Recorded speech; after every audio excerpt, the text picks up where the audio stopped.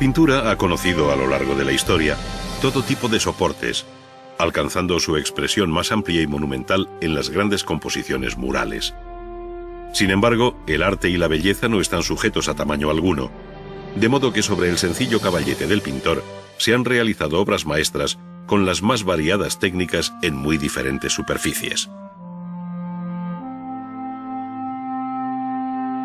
Uno de los procedimientos pictóricos más antiguos es el de la encáustica, o pintura a la cera, sobradamente conocido por griegos y romanos, pero de corta presencia en la historia de la pintura, dada la dificultad de su preparación y aplicación.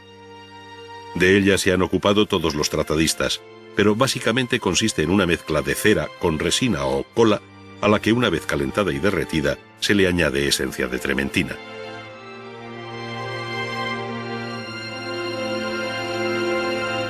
Dejando reposar y enfriar la mezcla, esta cobra de nuevo un estado sólido, guardándose en un recipiente del que se extraerá la cantidad que se necesite para luego añadirle el color, según lo requiera el trabajo.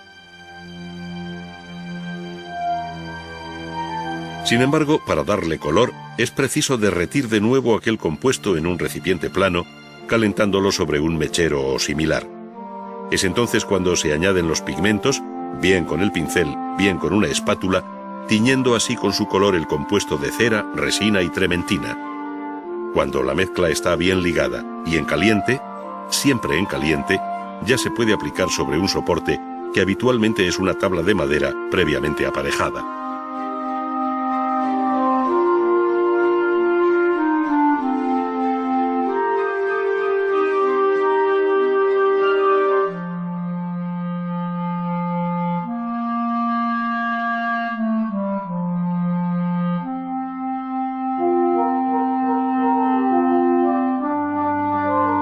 La mezcla de pigmentos de color con goma arábiga permitirá la delicadeza y transparencia cromática de las miniaturas que durante la Edad Media principalmente iluminaron los textos sagrados en Occidente.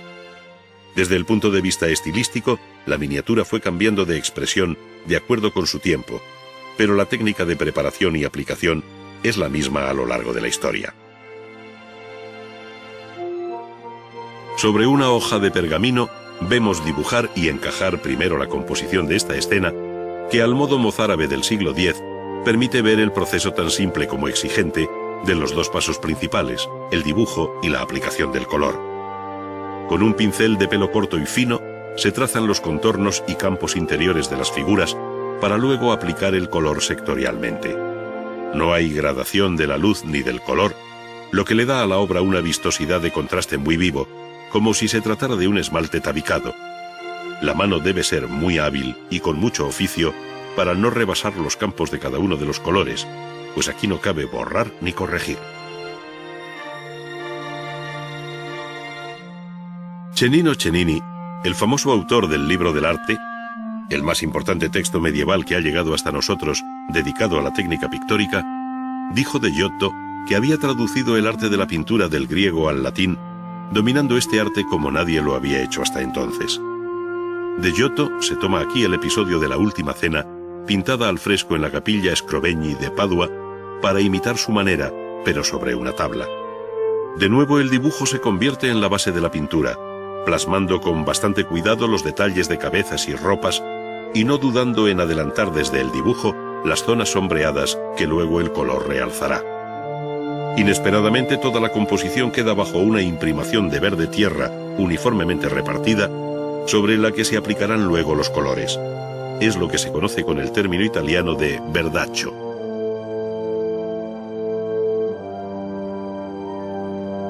Preparados al temple los colores que va a utilizar el pintor, y valiéndose del tiento que le permite mantener el pulso y la distancia deseada respecto a la tabla, comienza a pintar sobre aquella imprimación verde que subyace en toda la pintura como un telón de fondo. Pero este fondo va desapareciendo según se aplican los colores, ocultándolo total o parcialmente, aunque permaneciendo siempre como luz generalizada que armoniza los tonos, colores, luces y sombras de toda la tabla. Poco a poco se van terminando las cabezas sobre las que ya se ven pintados al oro los nimbos que señalan su sacro carácter. Con leves toques a punta de pincel, de un pincel ligeramente cargado de pintura, se va dando fin con pericia a esta copia de la obra de aquel artista excepcional que fue Giotto di Bondone, activo en Italia en el cambio del siglo XIII al XIV.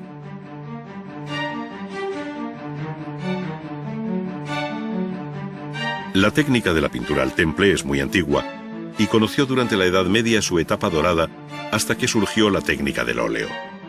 El temple utiliza como vehículo y aglutinante de los pigmentos de color la cola o la goma mezclada con agua, pero el verdadero temple se hace con huevo.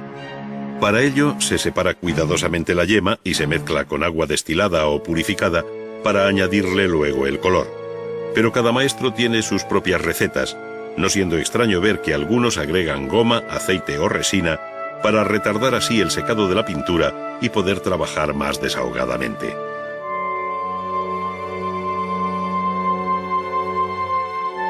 Junto al secado rápido del temple de huevo, esta técnica tiene otras ventajas, como su durabilidad y muy especialmente las posibilidades tonales del color. Con frecuencia se utilizó el temple de huevo como base para la pintura al aceite, dando lugar así a una técnica mixta que utilizaron muchos pintores en el siglo XV.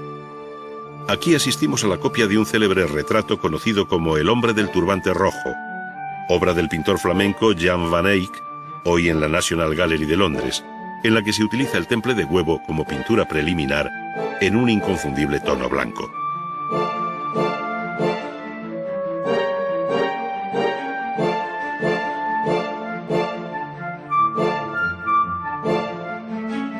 Al aplicar el color rojo en diferentes capas, estas actúan por transparencia, dejando ver el modelado, los detalles y las sombras definidas anteriormente sobre blanco. Luego el pintor asegura todo el contorno y comienza a realzar el peculiar relieve interior del turbante, reforzando esa matizada orografía de los pliegues que acabó siendo uno de los rasgos más característicos de los que se conocen como primitivos flamencos. Por sucesivas transparencias y refuerzo de las sombras, el volumen del turbante adquiere una fuerza tridimensional difícilmente superable.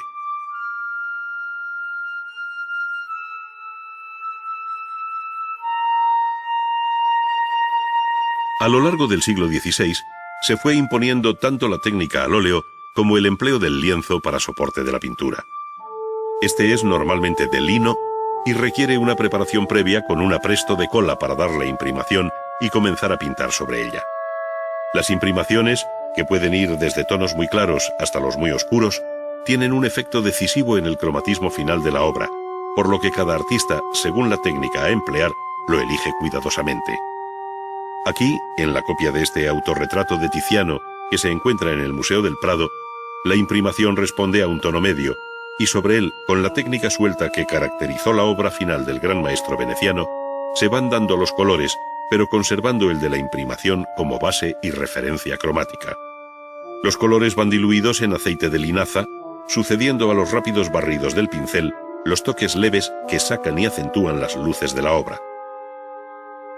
Tiziano tenía aquí cerca de 90 años, coincidiendo prácticamente con la visita de Vasari, quien lo encontró viejísimo pero con el pincel en la mano, tal y como el propio artista se representó en este lienzo.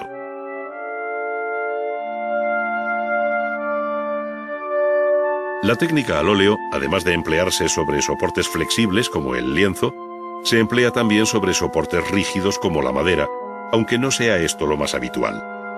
La técnica pictórica no difiere en uno y otro caso, sino que simplemente cambia la preparación del soporte, que en el caso de la tabla de madera exigirá un fondo de yeso, esto es, un polvo blanco mezclado con apresto de cola. Este ofrece así una superficie apta para pintar, como le sucede al copista que tiene ante sí el autorretrato que Goya firmó en 1828 y que conserva la Real Academia de Bellas Artes de San Fernando de Madrid. Frente a la mezcla de los colores en la paleta, la pintura impresionista llevó los colores puros al lienzo, en una visión inmediata de la realidad, intentando captar lo que de fugaz hay en la naturaleza, lo que de indefinido hay en el paisaje. Surgió así la pintura al aire libre. Se abandonaron los talleres y modelos, y con el caballete, la tela y las pinturas se salió al campo, buscando en la orilla de los ríos o frente al mar lo que de efímero ofrece la naturaleza ante nuestros ojos, la luz y el color. Ello les llevó a pintar de un modo inmediato y rápido en el deseo de captar, sin boceto previo, la impresión que producía el paisaje. Quedaban atrás las largas sesiones en el taller, la luz artificial, los interminables retoques de pincel. La obra, que puede tenerse como manifiesto de esta nueva pintura impresionista, se conserva en el Museo Marmottan de París y se debe a Claude Monet. Se trata de un bello amanecer reflejado sobre el agua, que el propio pintor bautizó en 1872 como Impression, Soleil Levant.